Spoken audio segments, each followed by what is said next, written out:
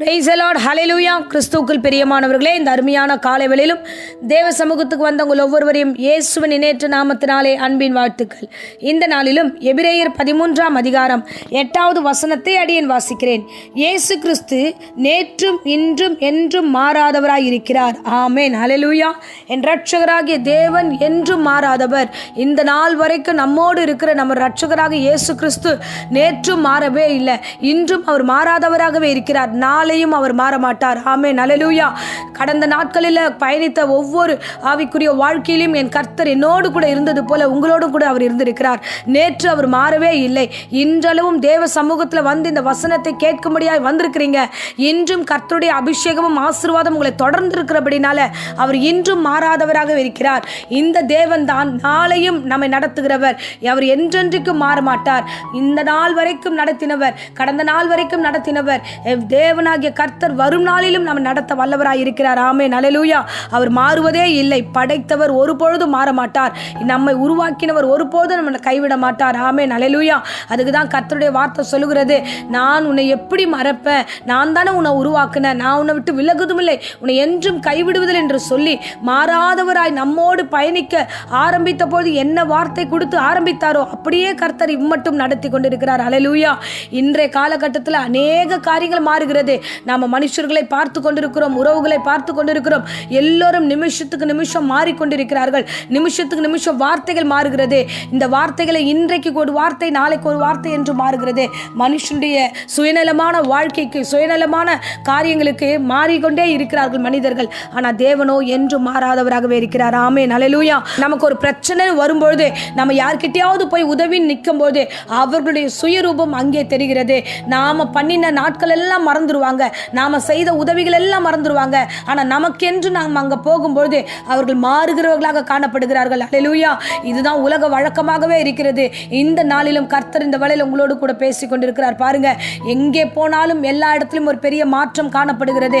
முந்தின காரியம் மாதிரி இல்லை. இந்த உலகம் மாறி இருக்கிறது, மனிதர்கள் மாறி இருக்கிறார்கள், உறவுகள் மாறி இருக்கிறது, நண்பர்கள் மாறி இருக்கிறார்கள், எல்லாமே மாறி இருக்கிறது. ஆனால் இரட்சகராக இயேசு கிறிஸ்து ஒரு நாளும் மாறாதவராக அதே அன்போடு நமக்காக காத்திருக்கிறார். ஆமென், ஹல்லேலூயா.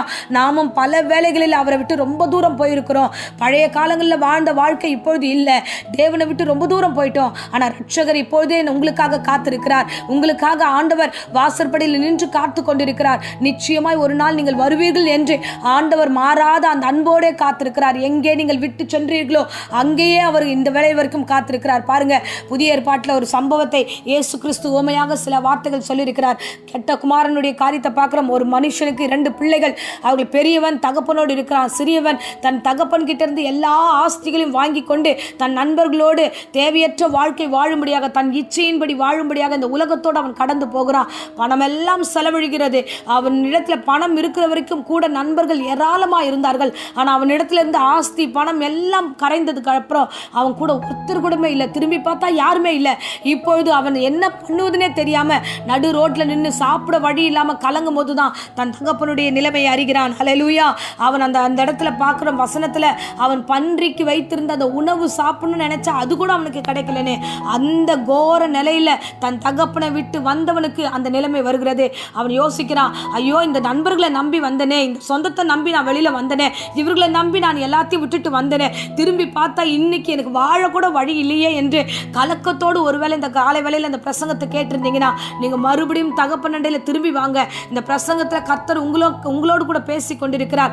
இந்த கெட்ட குமாரன் மறுபடியும் யோசிக்கிறான், என் வீட்டில் இருக்கிற வேலைக்காரர்களை திருப்தியாய் சாப்பிட்டு கொண்டிருக்கிறார்கள், அங்கே நான் போகிறேன் என்று தகப்பனிடத்தில் அவன் திரும்பி வரும்போது அவன் வந்து மன்னிப்பாரான்னு வந்து வாசல்ல நிற்கிறான்.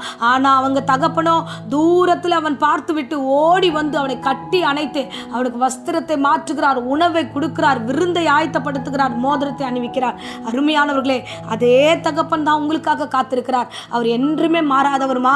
அவர் நேற்றும் மாறல, அவர் இன்னைக்கும் மாறல, அவர் நாளைக்கும் மாற மாட்டாரு. அவர் மாறவே மாட்டாரு. மாறாதவரை விட்டுட்டு நம்ம ஓடி போயிடுறோம். ஆனா மாறுகிற மனுஷர்களை நம்பி நம்மளுடைய வாழ்க்கையை ஒப்பு கொடுக்கிறோம். மனுஷர்களை நம்பி, நண்பர்களை நம்பி, நிறைய பேரை நம்பி பணங்களை இழக்கிறோம், எல்லா காரியத்தையும் நேரத்தை இழக்கிறோம். ஆனா இரட்சகராக இயேசு கிறிஸ்து எந்த சூழ்நிலையும் உங்களை விட்டு விலகவே மாட்டார். அவர் இன்னமும் காத்து கொண்டிருக்கிறார். ஆமென், ஹல்லேலூயா. இந்த காலை வேளையில் உங்களோடு கூட கர்த்தர் பேசி கொண்டிருக்கிறார். அவர் மாறாதவர், பெரிய காரியங்களை செய்ய காத்து காத்து கொண்டிருக்கிறார். போதும், உலகத்தோடு ஓடி எல்லாம் இழந்தது, தேவனிடத்தில் வாங்க, மாறாத இரட்சகரிடத்தில் வாங்க. அந்த தகப்பன் எப்படி ஓடி கட்டி அணைத்து கொண்டாரோ அதே மாதிரி உங்களை அணைத்துக் கொள்ள கர்த்தராக இயேசு காத்து கொண்டிருக்கிறார். ஆமென். ஸோ தேவனாகிய கர்த்தர் என்றென்றும் மாறாதவர். அதுதான் யாத்ராகமத்தில் மோசே கிட்ட கர்த்தர் சொல்லுகிறார், நான் இருக்கிறவராகவே இருக்கிறேன். எல்லோரும் மாறி மாறி போகலாம், ஆனால் நான் மட்டும் உங்களுக்கு எப்படி காணப்பட்டேனோ அப்படியே இருக்கிறவராகவே உங்களுக்காக காத்திருக்கிறேன் என்று கர்த்தர் சொல்லுகிறார். ஆமென். இயேசு கிறிஸ்து நேற்றும் இன்றும் என்றும் மாறாத தேவன் நம்மை வழிநடத்த காத்து கொண்டிருக்கிறார். தொடர்ந்து வாங்க, கர்த்தர் உங்களை ஆசீர்வதிப்பார். இந்த நாளிலும் நான் உங்களுக்காக அடியேன் ஜெபிக்கிறேன். அன்பு தெய்வமே, இந்த அருமையான நாளில் பிள்ளைகளுக்காக ஜெபிக்கிறேன். நீர் என்றும் மாறாதவர். பிள்ளைகள் ஒரு தீர்மானத்தோடு உபவாசத்தோடு உங்களுடைய சமூகத்தில் வந்து நிற்கிறார்கள். ராஜா, எல்லா மீறுதலையும் பாவங்களையும் அக்கிரமங்களையும் மன்னித்து ஆண்டவரை உம்மண்டையில் இந்த காலை வேளையில் சேர்த்துக் கொள்வீராக. ஆண்டவரை எல்லாம் இழந்த எல்லா காரியத்தையும் இரட்டத்தனையாய் திரும்ப தருவீராக. ராஜா ஏசப்பா, உங்களுடைய கரத்தில் ஒப்பு கொடுக்கிறோம். ஆண்டவரே, என் தகப்பன் ஆண்டவரே, அப்பா உங்களுடைய அன்பு மாறாததுக்காய் கொடான கொடி ஸ்தோத்திரம். ஆண்டவரே அப்பா, உமக்கு ஸ்தோத்திரம். தொடர்ந்து ஆசீர்வதியும். இந்த பிரசங்கத்தை கேட்ட பிள்ளைகளையும் குடும்பத்தாரும் ஒவ்வொருவரையும் இயேசுவின் அன்பின் கயிறுனால இறுக கட்டுகிறேன். ஆண்டவரே, இந்த குடும்பத்தை ஆண்டவரே உம்முடைய சமூகத்தில் ஒப்பு கொடுக்கிறேன். ஆசீர்வதிப்பீராக. விசேஷமா வியாதி பலவீனத்தோடு யாராகிலும் போராடி கொண்டிருந்தா எல்லா வியாதி பலவீனம் இயேசுவின் நாமத்தில் நீங்கி போகட்டும். சளி, ஜுரம், இரும்பல் எல்லாவற்றையும் எடுத்து போடுங்க. பூரண சுகத்தை கொடுங்க. ஆசீர்வதிங்க. இயேசுவின் நாமத்தினால இந்த நாளை ஆசீர்வதித்து இந்த பிள்ளைகள் கரத்தில் ஒப்பு கொடுக்கிறேன். ஜீவனுள்ள நல்ல பிதாவே. ஆமேன். ஆமேன். Praise the Lord. God bless you.